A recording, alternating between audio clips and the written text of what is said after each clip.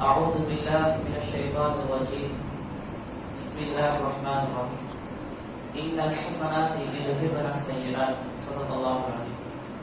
கண்ணியமிக்க அல்லாஹ்வின் நல்லடியார்களே, அல்லாஹ்வின் தூதர் ஸல்லல்லாஹு அலைஹி வஸல்லம் அவர்கள் கூறினார்கள், இத்தகில்லாஹ ஹைசுமா குன்த. நீங்கள் அல்லாஹ்வை அஞ்சுங்கள், எங்கிருந்த போதிலும் சரி நீங்கள் அல்லாஹ்வை அஞ்சுங்கள் என்று நமக்கு கட்டளை பிறப்பித்தார்கள்.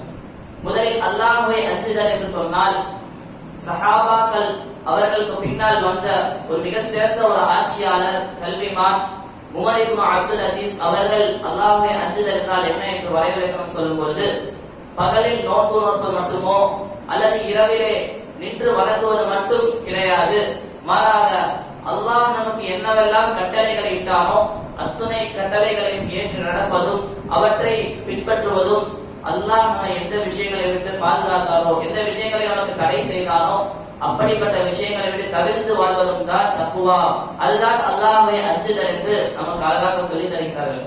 எங்கிருந்த போதிலும் நாம் அல்லாஹ்வை அஞ்ச வேண்டும் என்று சொன்னால், எந்த சூழ்நிலையாக இருந்தாலும் சரி, எந்த காலங்களாக இருந்தாலும் சரி, எந்த இடமாக இருந்தாலும் சரி, அத்தகைய நம்பிக்கையை நாம் மேற்கொள்ள வேண்டும், அத்தகைய செயல்பாடுகளை நாம் மேற்கொள்ள வேண்டும். எங்கிருந்த போதிலும் அல்லாஹ் நம்மை பார்க்கின்றான் என்கின்ற அச்ச உணர்வோடு நாம் அந்த கடமைகளையும் அந்த தவறான விஷயங்களை விட்டு ஒதுங்கி வாழக்கூடிய அந்த பண்புள்ள மனிதர்களாக நாம் இருக்க வேண்டும். அல்லாஹ் ரப்பல் அல்குர்ஆனிலே சொல்கின்றான், மா யகூனு மின் நஜ்வா ஸலாஸத்தின் இல்லா ஃபராபிஹும்.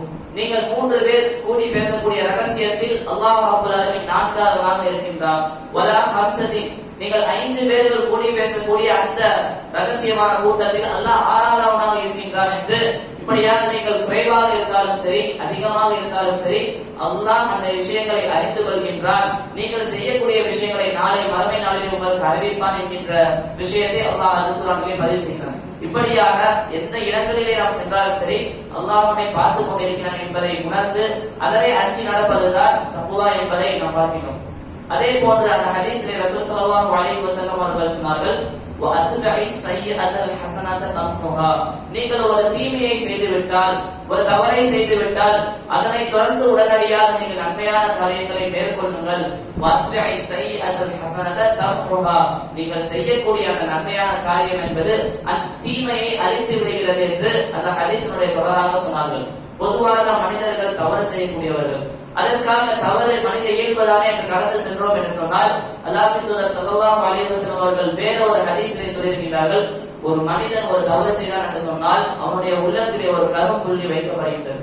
அவன் அப்படியாக தொடர்படியாக தவறு செய்து கொண்டே இருக்கின்றான், எந்த விதமான ஒரு மாற்றமும் இல்லை என்று சொன்னால் அவனுடைய உள்ளமே துருப்பிடிக்கும் அளவிற்கு கரும்புள்ளிகளால் நிரம்பி வருகின்றது. மாறாக அவன் தவறு செய்துவிட்டு அல்லாஹ்விடத்திலே மன்னிப்பின் மூலமாக வெல்கின்றான், அல்லது அல்லாஹ்விடத்திலே தொழுகையின் மூலமாக விரைகின்றான், அல்லது ஏதேனும் ஒரு நற்காரியங்களை செய்கிறான் என்று சொன்னால் அந்த புள்ளி அவனுடைய உள்ளத்திலிருந்து அகற்றப்படுகின்றது, அவனுடைய உள்ள மாற்றம் அடைகிறது என்று நபி ஸல்லல்லாஹு அலைஹி வஸல்லம் அவர்கள் சொன்னார்கள். எனவே நாம் ஒரு தவறை செய்துவிட்டோம் என்று சொன்னால் அதனை அழிக்கக்கூடிய போக்கக்கூடிய அதனை தொடர்ந்து உடனடியாக ஒரு நன்மையான காரியங்களை நாம் செய்ய வேண்டும் என்று ரசூல் ஸல்லல்லாஹு அலைஹி வஸல்லம் அவர்கள் நமக்கு கட்டளையிட்டுள்ளார்கள்.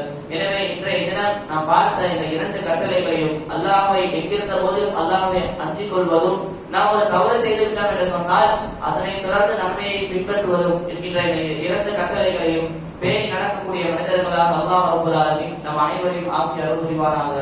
வாஹிர் தஅவானா அல்ஹம்துலில்லாஹி ரப்பில் ஆலமீன்.